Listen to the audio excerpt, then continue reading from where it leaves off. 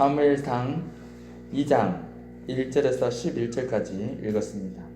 한나가 하나님 앞에 간절히 기도하는, 감사의 마음으로 기도하는 기도의 내용입니다. 지금 우리는 어떤 시대를 살고 있습니까? 한 치 앞을 내다볼 수 없는 불확실성이 큰 시대를 살고 있죠. 이럴 때 우리는 항상 기억해야 될 것이 하나님의 섭리, 하나님의 뜻. 로마서의 사도 바울이 모든 것이 주께로부터 나오고 또 주로 말미암고 주께로 돌아간다고 기록해 놓았습니다. 하나님의 섭리, 모든 것 가운데서 우리는 하나님의 섭리를 생각할 때 어떤 상황에서라도 하나님께 감사할 수가 있는 것입니다. 범사의 그를 인정하면 그가 우리의 길을 인도해 주신다고 말씀하셨습니다. 언제든지 주님과 말씀으로 동행하며 살아가는 우리 모두가 되시기를 바랍니다.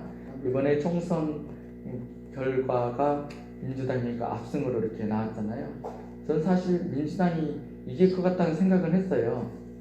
그런 생각이 들더라고요. 근데 제가 생각했던 것보다 훨씬 압승을 해서 깜짝 놀랐어요. 왜 그래, 무슨 근거로 그래 생각을 했냐면은, 가만 보니까 항상 그런 건 아니지만 욕을 많이 얻어먹으면 이기더라고요, 보면. 기승전 문재인. 말만 시작했다가 하면 문재인 욕으로 끝나고, 얼마나 욕을 많이 얻어먹었어요. 근데 딱 되더라고요. 이번에도 보니까 기승전 민주당. 민주당이 그렇게 욕을 얻어먹더라고요. 그래서 민주당이 앞서고 있는 것 아닌가 그런 생각을 했어요. 그랬는데 결과는 나오더라고요. 예전에 이해창 그 한나라당 대표는 기호 1번을 달고 2번이나 나왔는데 2번 다 안타깝게 떨어졌잖아요. 노무현 전 대통령은 저 사람 누구야 했는데 탁 돼버리고, 그러니까 한치 앞을 내다볼 수 없는 게 정치인 것 같아요.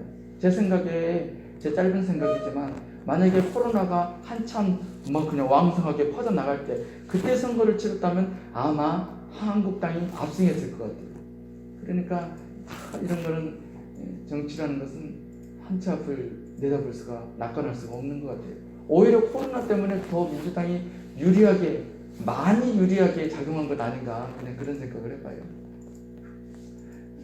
정치만 그렇습니까? 사람 팔자가 다 비운법 팔자라고 그러잖아요. 한치 앞을 내다볼 수가 없다는 것입니다. 이 말에 다른 의견을 가진 사람은 없을 것입니다. 그런데 우리 믿음의 사람들은 여기에 하나님의 섭리를, 어떤 의미를 부여해야 합니다. 믿음이 없는 사람들은 운이 좋아서 그런 것이다. 이해창은 운이 참 나쁜 거라 할 수도 있어요. 믿음이 없는 사람들은 노무현은 참 운이 좋았다, 문재인은 참 운이 좋았다, 야 코로나19가 또 민주당이 이렇게 운이 좋게 작용할 수도 있구나, 그럴 수도 있는 거예요. 그러나 우리 믿음의 사람들은 거기에 의미를, 하나님의 뜻을 부여할 수가 있어야 할 것입니다. 그래서 늘 주님의 말씀을 가지고 나의 삶을 돌이켜보고 앞으로 내가 나아가야 될 방향도 하나님의 말씀을 가지고 다 바라볼 때 실수하지 않고 정도로 믿음으로 따라갈 수 있을 줄로 믿습니다. 한나가 얼마나 어려움을 당했습니까? 얼마나 고통을 당했습니까? 그러나 하나님의 말씀을 붙들었기 때문에 그 속에서도 감사할 수가 있었습니다. 다니엘의 3명의 친구들이 불구덩이 속에 들어가는데 그 절대적인 상황 속에서도 하나님을 바라보잖아요. 우리가 불구덩이 속에 들어가도 우리는 왕에게 절 안 합니다. 하나님의 말씀을 지키겠습니다. 하나님은 우리를 살려주실 것입니다. 그러나 그리 아니하실지라도 우리는 왕에게 절을 할 수가 없습니다. 그런 하나님을 향한 절대적인 믿음을 가지고 있었을 때 하나님께서 불구덩이에 3명이 들어갔습니다. 그런데 눈을 씻고 봐도 불구덩이에 4명이 있는 거예요. 분명히 3명을 집어넣는데 눈을 뒤집고 봐도 4명이 있는 거예요. 한 명은 누구예요? 하나님이 함께 해주신 것입니다. 여러분, 절대 우리는 혼자가 아닙니다. 어떤 상황, 아무리 내가 혼자라고 느껴질다 할지라도 나와 함께 하시는 하나님을 기억하시길 바랍니다. 그래서 어떤 상황 속에서도 하나님을 바라보면 좌절하지 않습니다. 절망하지 않습니다. 희망의 씨앗을 발견할 수가 있는 것입니다. 우리는 언제나 하나님을 향해서 믿음의 씨앗, 희망의 씨앗으로 살아가시길 바랍니다. 사람의 떡으로만 사는 것이 아니요 하나님의 입에서 나오는 모든 말씀으로 산다고 기록하고 있습니다. 누군가가 나에게 당신 문제가 있어, 성격이 영 안 좋아, 고쳐야 돼, 그러면은 반감을 가질 수 있을 거예요. 내가 뭐 그렇게 문제가 있어, 뭐 나만 그러나, 내가 그렇게 나쁜 사람인가 하고 반감을 가질 수가 있어요. 그런데 하나님의 말씀을 읽는 가운데 성령이 스승되셔서 내 마음을 어루만지시는 가운데 레마의 말씀으로 깨달아지는 가운데 내가 그만하구나, 내가 성격이 완악하구나, 내가 사랑의 마음이 없구나, 어쩌면 이렇게 양보할 줄 모르고 손해볼 줄 모르고 어쩌면 이렇게 내가 고집이 셀까 라고 말씀으로 성령을 이루어 주시면 겸손히 순복할 수가 있지. 누군가가 만약에 당신은 이 일을 해야 돼, 이 일을 해야만 돼, 이게 사명이야 라고 말하면, 아니 꼭 나 아니면 이거 할 사람 없나? 꼭 내가 이 굳은 일을, 이 하기 싫은 일을 꼭 내가 해야 되나? 나 아니면 할 사람 없나? 꼭 내가 해야 되나? 그런 마음이 들 수도 있을 거예요. 그러나 말씀을 읽는 가운데 성령이 스승되셔서 깨닫게 해주시고, 이게 내 사명이구나, 이거를 내가 이 십자가를 지고 가는 것이 옳은 것이고 이게 하나님 뜻이로구나, 이것이 하나님의 뜻이구나, 하나님 나를 이렇게 부르셨구나, 이런 것이 깨달아지면은 누가 안 시켜도 하게 되고, 누가 그만하라고 해도 아니에요, 좀 더 할 거예요, 이제 안 해도 돼 해도 아닙니다, 제가 해야 되겠습니다, 그런 자발적이고 능동적이고 긍정적인 마음이 드는 것이죠. 그래서 사람이 떡으로만 사는 것이 아니요 하나님의 입에서 나오는 모든 말씀으로 사는 것이라고 기록하고 있습니다. 한나는 바로 하나님의 말씀을 붙들었기 때문에 정말 힘들고 어려운 절망할 수밖에 없는 상황 속에서도 하나님께 오늘 이렇게 감사의 찬양을, 감사의 기도를 드릴 수가 있는 것입니다. 1장에서는 울었습니다. 눈물을 흘렸습니다. 그러나 그 눈물이 변화해서 오늘 본문에서 하나님께 감사와 찬양으로 바뀌는 것입니다. 한나가 어떻게 기도합니까? 1절과 2절에 보니까 한나가 기도하여 가로되 내 마음이 여호와를 인하여 즐거워하며 내 뿔이 여호와를 인하여 높아졌으며 내 입이 내 원수들을 향하여 크게 열렸으니 이는 내가 주의 구원을 인하여 기뻐함이니이다.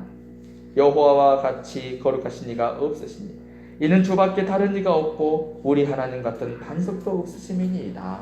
아멘. 저는 이렇게 몸이 건조하게 읽었지만은 한나는 얼마나 감사의 마음으로 내 마음이 여호와를 인하여 찬양합니다. 하나님 감사합니다.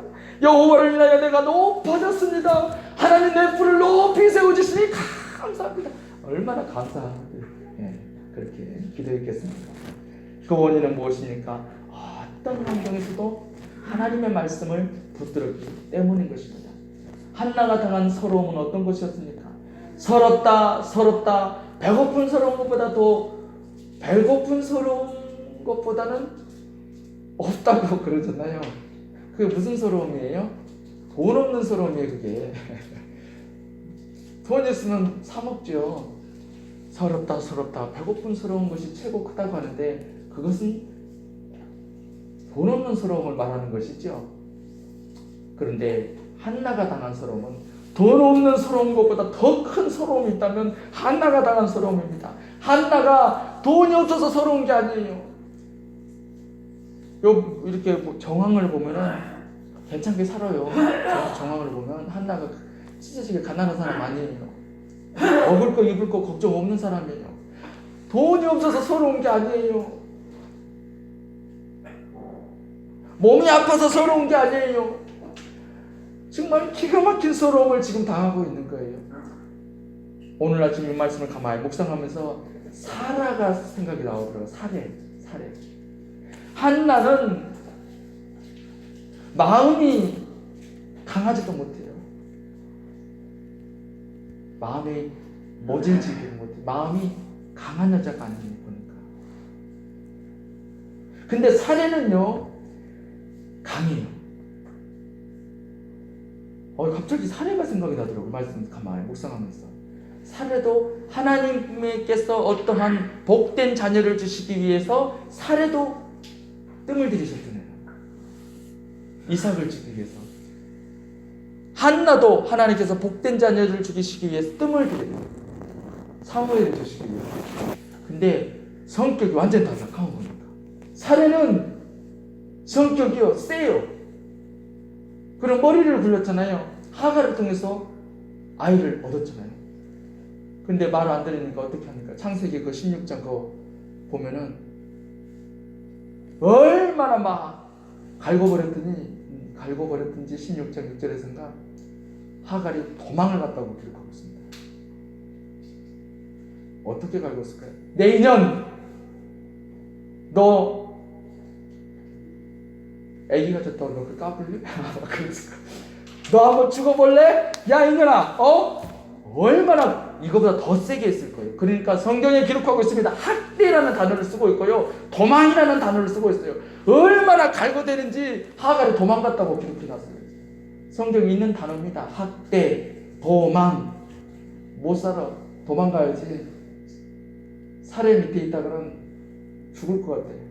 도망을 가요. 그렇게 갈고버려요.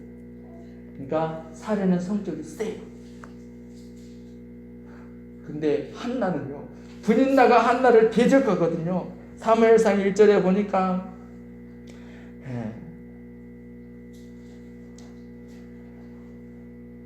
여호와께서 그로 손대지 못하게 하심으로 그 대적 분인나가 그를 심히 격동하여 번민케 하더라. 매년에 한나가 여호와의 집에 올라갈 때마다 남편이 그같이 하매 분인나가 그를 격동시키므로 그가 울고 먹지 아니하니 해마다 사람 속을 뒤집어 놓는 거예요. 거꾸로 됐어요. 매튜 헨리인가 그 어떤 주석에 보면은 여기는 성경은 안 나왔지만 주석에 보니까 한나가 엘가나의 원래 본처고 한나가 애를 못 낳으니까 분인나를 데려왔다고 그렇게 주석을 달아놨더라고요. 사례가 아브라함의 본처고 하갈의 첩으로 들어온 거잖아요. 그러니까 사례는 어떻게 합니까? 야, 너 죽어볼래? 그러니까 하갈을 쫓아내버리잖아요. 성격이 있단 말이에요. 근데 한나는 얼마든지 엘가나가 한나를 엄청 사랑해요. 엄청 이뻐해요. 한나가 본처라니까요. 얼마든지 야 분인나 너 이리 와. 너 이리 와. 너 앉아봐. 너 지금 나한테 너 그럴래? 너 얼마나 새끼 낳았다고 너 그럴래? 얼마나 막 할 수도 있는 거예요. 근데 그렇게 안 해요. 사례는 그렇게 했거든요. 너 나가. 쫓아내거든요. 근데 한나는 못해. 속만 아이고 속만 거꾸로 됐어. 그러니까 이런 걸 볼 때 오늘 아침에 내가 가만히 생각해 보니까 한나는 성격이 강하지를 못해.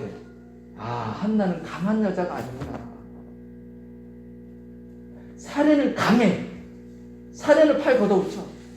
머리끄댕이 잡아 당길 수 있는 여자예요. 근데 한나는 아이고 그냥 본인이 울고 말아버려. 근데 처음에는 서러우니까 울었는데 푸뚝 터지니까 울었는데 나중에는 하나님 앞에 기도로 울어요. 눈물은 축복의 씨앗인 줄로 믿습니다. 하나님 앞에 흘리는 눈물은 하나님이 다 받으시고 응답으로 역사해 주시는 줄로 믿습니다.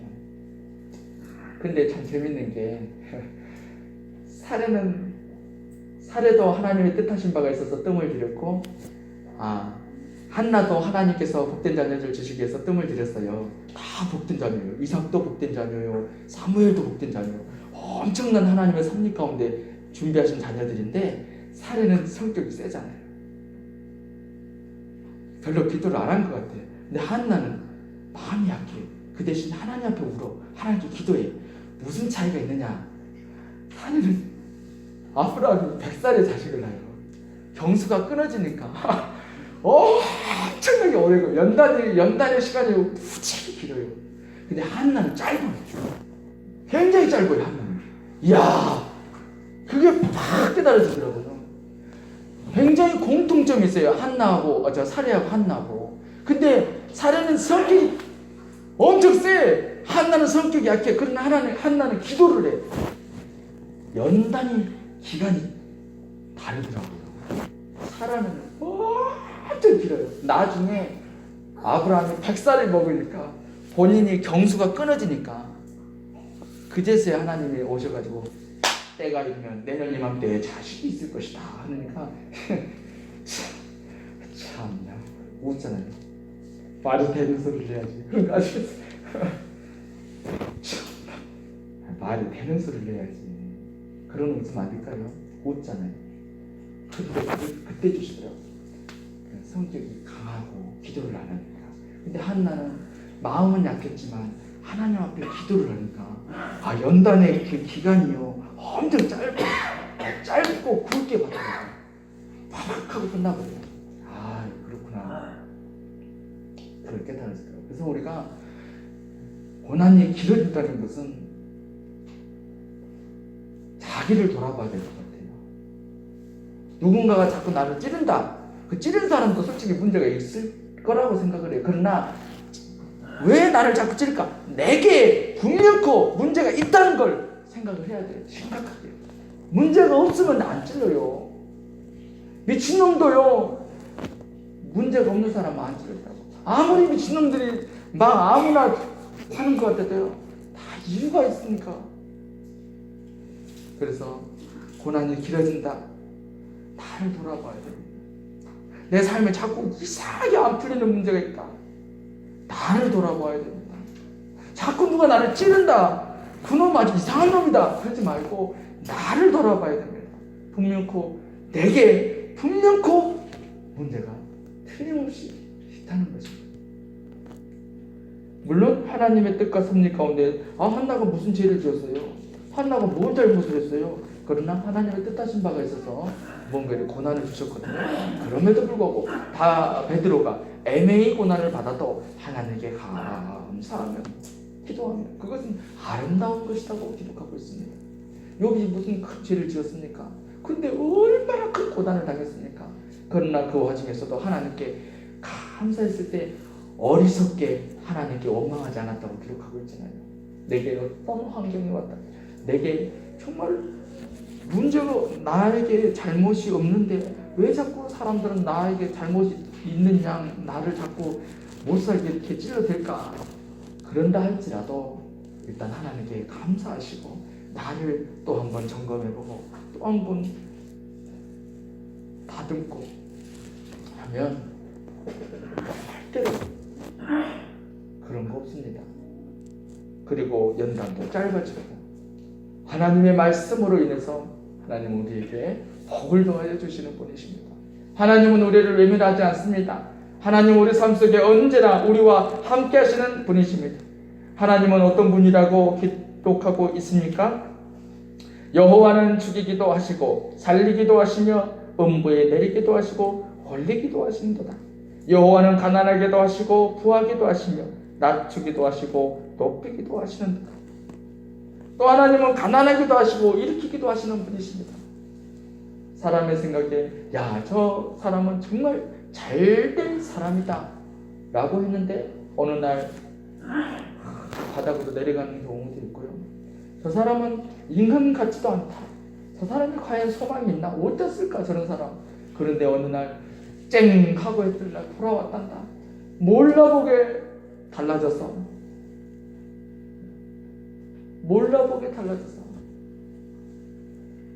그렇게 하나님께 영광을 돌릴 수 있는 것입니다. 어떻게 살아야 되겠습니까? 하나님이 약속하신 말씀을 순종하고 따라가야 되는 것입니다. 지금은 그런 헌금뜻이 거의 안 나오지만 예전에 다비다 헌금뜻이 종종 나왔는데 내가 이럴 때도 있었던가 할 때가 있을 것이다. 사람들이 깜짝 놀랄 때가 있을 것이다. 그래서 그렇게 위로의 말씀을 주셨거든요. 그렇죠. 지금에 와서 사람들에게 다비다가 예전에요 이런 적이 있었어요 라고 말하면 깜짝깜짝 놀라요. 그래요 그 말씀 그대로 내가 이런 때가 있었던가 할 때가 올 것이다 왔잖아요. 지금은 그때의 일을 지금 사람들 얘기하면 놀란다니까요. 그래요? 그런 것도 있어요. 저한테 바빠서 기도 못할 날이 올 것이다. 얼마나 바빠요. 얼마나 바빠요. 예, 바쁘고 뛰고. 하나님의 말씀에 순종하고 따라가면 시작은 아주 미약하고 초라한 거, 가난한 것 같지만 하나님께서 진토에서 일으켜 주신대요. 빈핍한 자를 걸음더미에서 드사 귀족들과 함께 앉게 해주신대요.